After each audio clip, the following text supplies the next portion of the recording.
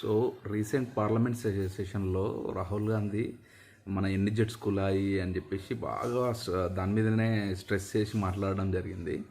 But ఎన్ని jets కూలా అన్నది important కాదనేది నేను ఒక సాధారణ వ్యక్తిగా నేను చెప్పగలను. ఎందుకంటే యుద్ధంలో మనం క్లియర్గా గెలిచాం.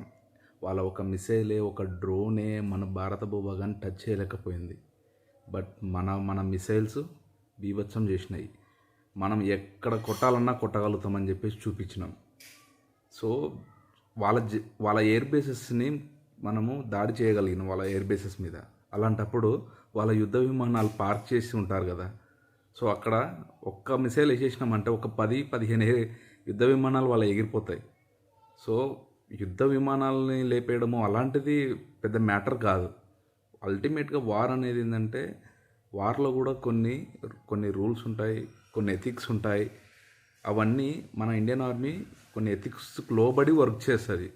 మన పిఎం గారి సలహాల మేరకు మన ప్రధానమంత్రికి వాల్యూ ఇచ్చి మన ప్రధానమంత్రి కనుసన్నల్లో చేయడం జరుగుతుంది.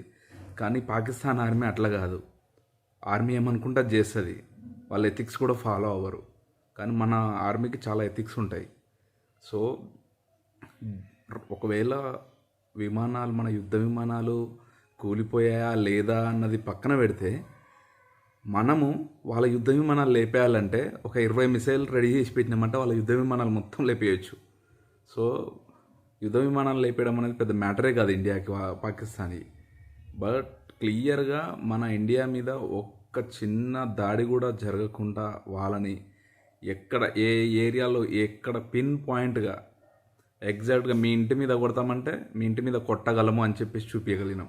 లేకపోతే మీ బాత్రూమ్ మీద కొట్టగలమంటే కొట్టగలమని చెప్పేసి చూపించగలిగినాం. సో వాళ్ళ ఎయిర్ బేసెస్ మీదనే దాడి అంత ఘోరంగా వాళ్ళకి దాడి చేసినప్పుడు ఈ జెట్స్ కూలాయా లేదా అన్నది మ్యాటర్ కాదు. ఇది ఓన్లీ డిఫెన్స్ ఎక్స్పర్ట్స్కి అర్థమవుతుంది. మన ఇండియా వాళ్ళు కావాలనుకుంటే వాళ్ళ జెట్స్ మీద దాడి చేయొచ్చు, కానీ చేయలే. ఎందుకంటే ఎథిక్స్ ఉంటాయి.